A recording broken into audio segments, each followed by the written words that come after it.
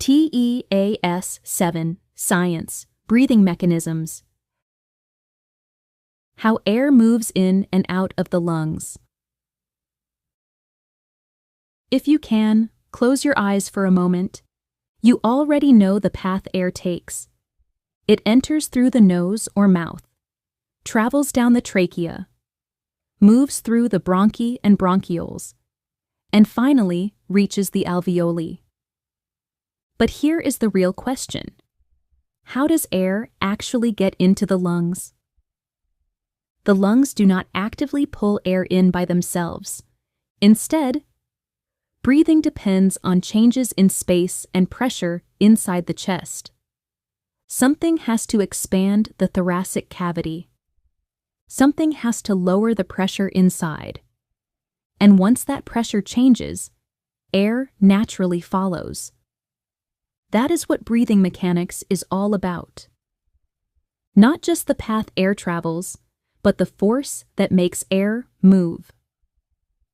Today, we are going to walk through that process slowly, step by step, breath by breath.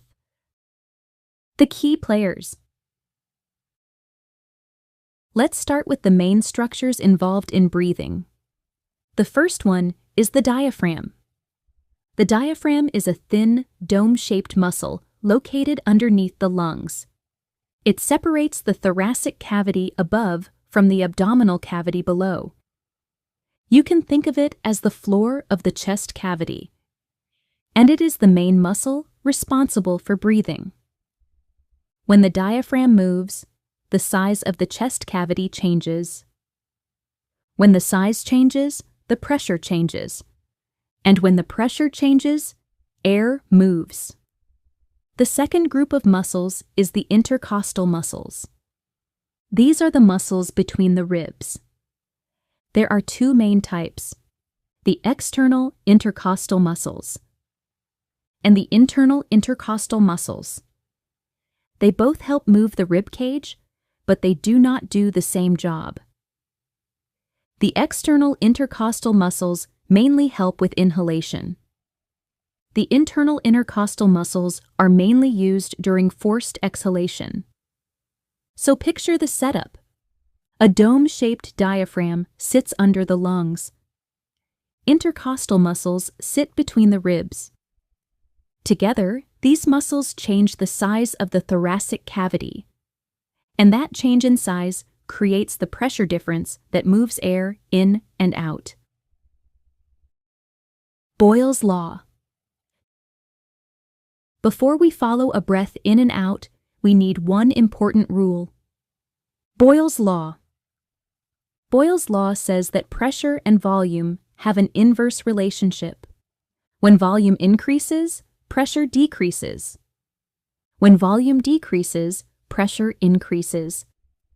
Imagine a container filled with air. If the container gets bigger, the same amount of air has more space to spread out.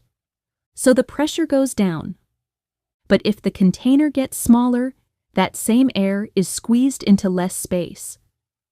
So the pressure goes up. The same basic idea happens during breathing. When the thoracic cavity expands, pressure inside decreases. When the thoracic cavity becomes smaller, pressure inside increases. And gases move from areas of higher pressure to areas of lower pressure. So when pressure inside the lungs becomes lower than atmospheric pressure, air flows in. When pressure inside the lungs becomes higher than atmospheric pressure, air flows out. Volume changes. Pressure changes. Air moves. That is the foundation of breathing mechanics. Inspiration. Now let's follow one breath in. Breathing in is called inspiration or inhalation. It begins when the diaphragm contracts. When the diaphragm contracts, it moves downward and becomes flatter. So instead of staying in a relaxed dome shape, it pulls down toward the abdominal cavity. As the diaphragm moves downward, the thoracic cavity becomes taller. The space inside the chest increases. At the same time, the external intercostal muscles contract. When these muscles contract, they lift the rib cage upward and outward. So the chest expands in more than one direction. The diaphragm moves down. The ribs move up and out. And the thoracic cavity becomes larger. Now apply Boyle's law. When volume increases, pressure decreases. As the thoracic cavity expands, intrapleural pressure decreases. This helps the lungs expand, and the pressure inside the lungs drops below atmospheric pressure. Now the pressure outside the body is higher than the pressure inside the lungs, and air moves from high pressure to low pressure. So air flows into the nose or mouth, down the airways, and into the lungs. This is called negative pressure breathing, because the body does not push air into the lungs. Instead, it creates a lower pressure inside the chest. Then air naturally moves in from the atmosphere. The body creates the pressure difference. The air follows. So here is the full sequence for inspiration. The diaphragm contracts and moves downward. The external intercostal muscles contract. The rib cage moves upward and outward. The thoracic cavity expands. Pressure inside the lungs decreases. Air flows into the lungs. That is inspiration. Expiration. Now let's follow the breath out. Breathing out is called expiration or exhalation. And here is an important point. Normal, quiet expiration is usually passive. That means the body does not usually need to force air out during relaxed breathing.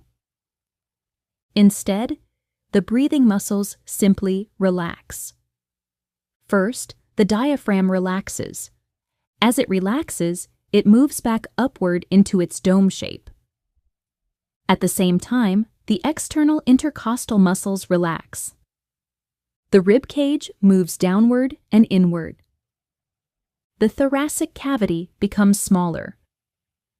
Now Boyle's law applies again. When volume decreases, pressure increases. As the thoracic cavity becomes smaller, pressure inside the lungs rises above atmospheric pressure. Air moves from high pressure to low pressure. So air flows out of the lungs, back through the airways, and out through the nose or mouth. During quiet expiration, air is not usually forced out by active muscle contraction.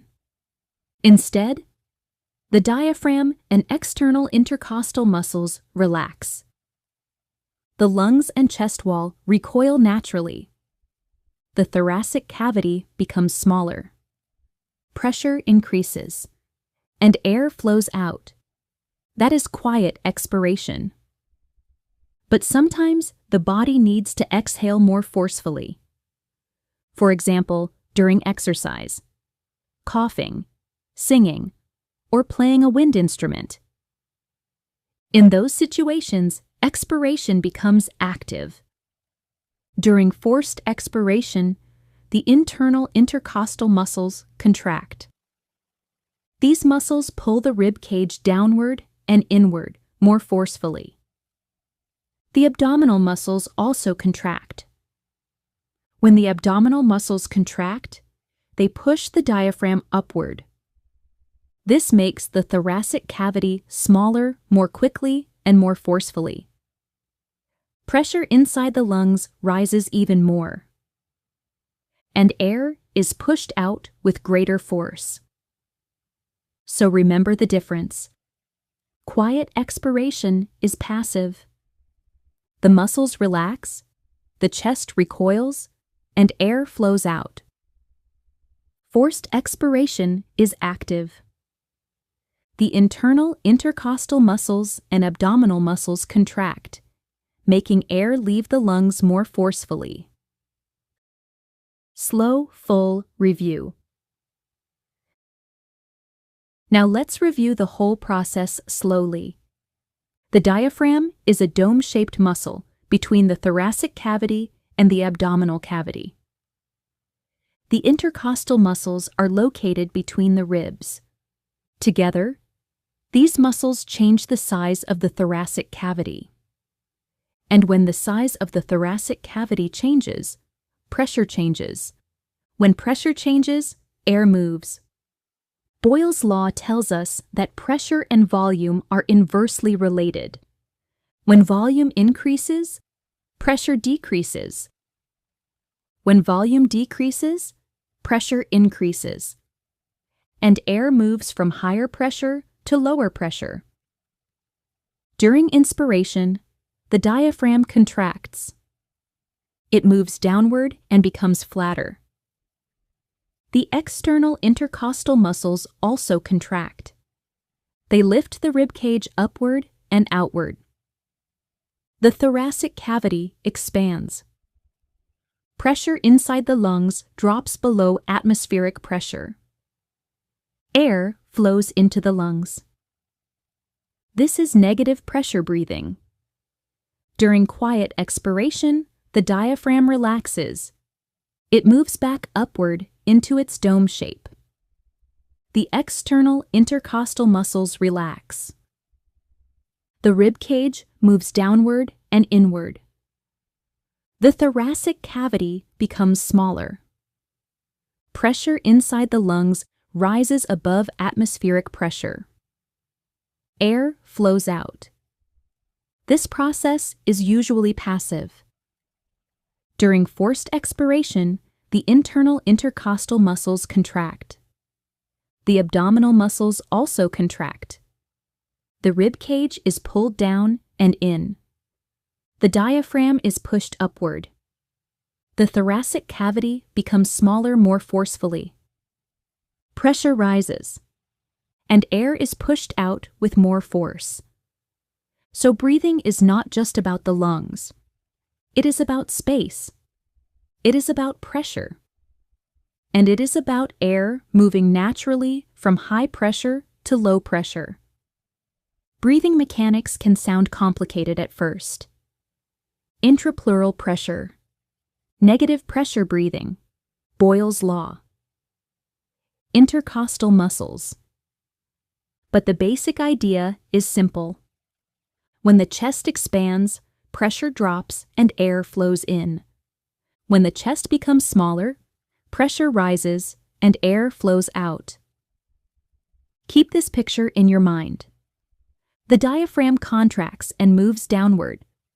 The ribs lift upward and outward. The chest cavity expands. Pressure drops, air flows in. Then the muscles relax. The diaphragm rises. The ribs move back down. The chest cavity becomes smaller. Pressure rises. Air flows out. Every breath follows this same basic pattern. Space changes. Pressure changes. Air follows. If this video helped you understand breathing mechanics a little better, please like and subscribe for more TEAS Science Review. You're doing great. Keep going, one topic at a time.